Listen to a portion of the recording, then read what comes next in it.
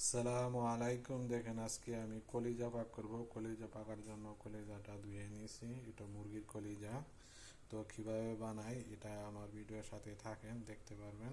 আলু দিয়ে ভাজি করব, আলু দিব। দেখেন আমি পেঁয়াজ কেটে নিয়েছি, টমেটো কেটে নিয়েছি, মরিচ কেটে নিয়েছি, ও রসুন, আদা। তো মূল ভিডিও শুরু করা যাক। দেখেন আমি এখানে কড়াইতে তেল দিয়ে নিতেছি পরিমাণ মতো। তেলটা গরম হইতেছে, গরম হইলে আমি পেঁয়াজটা দিয়ে নেব। দেখেন পেঁয়াজটা, রসুন দিয়ে নেব, আদা দিয়ে নেব, দিয়ে আমি কষাই নেব। তো পেঁয়াজটা আমি চামিচ দিয়ে লাগিয়ে নিতেছি, ভালো করে কষাই নেব। কষাই নিয়ে এটার সাথে মশলা ইউজ করবো, টমেটো দেব, মরিচটাও দিয়ে নেব। তো ভিডিওর সাথেই থাকেন, দেখতে থাকেন। তো আমি কীভাবে কলিজাটা পাক করি। পেঁয়াজের সাথে আমি লবণ রাখছি, লবণটা দিয়ে নিয়েছি। পরে আমি পেঁয়াজটা আবার সুন্দর করে কষাই নিতেছি।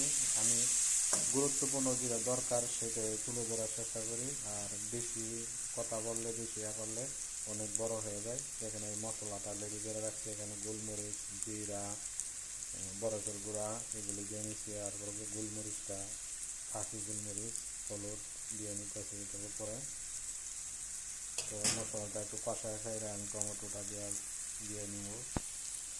দেখেন মশলাটা দিয়ে আমি চামিচে একটু লাইরা ফেলে নিতেছি, ভালো করে মশলাটা কষায় নিতেছি।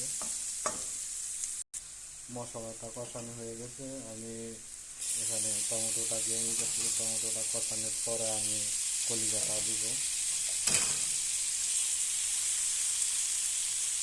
টমেটোটা কষানো হয়ে গেছে, আমি এটার সাথে দেখেন আলুটা দিয়ে নিচ্ছি। আলুটা দেওয়ার পরে আমি ঢাকনি দিয়ে একটু ঢাকা দেবো আলুটা সিদ্ধ হওয়ার জন্য। আর চুলাটা একটু ডিপ করে দিব, হালকা পরিমাণ দিব। আমি ঢাকনি দিয়ে ঢাকা দিয়েছিলাম। দেখেন আমার আলুটা একটু সিদ্ধ হয়ে গেছে। আমি পরিমাণ মতো পানি দিয়ে নিব একটু সামান্য। তো সামান্য একটু পানি দিব। এটার সাথে আমি অনেক কলিজাটা দিয়ে নিব।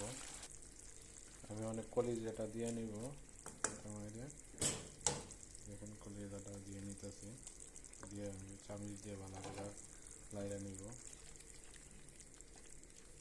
তো কলিজা হইতে বেশিক্ষণ লাগবে না।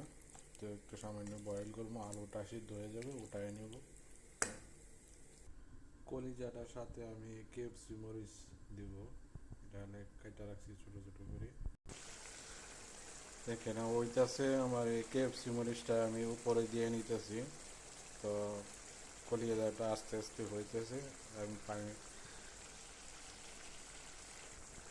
কলিজাটা সামান্য একটু পানিটা শুকাইলে বলে চুলা থেকে নামাই নেব।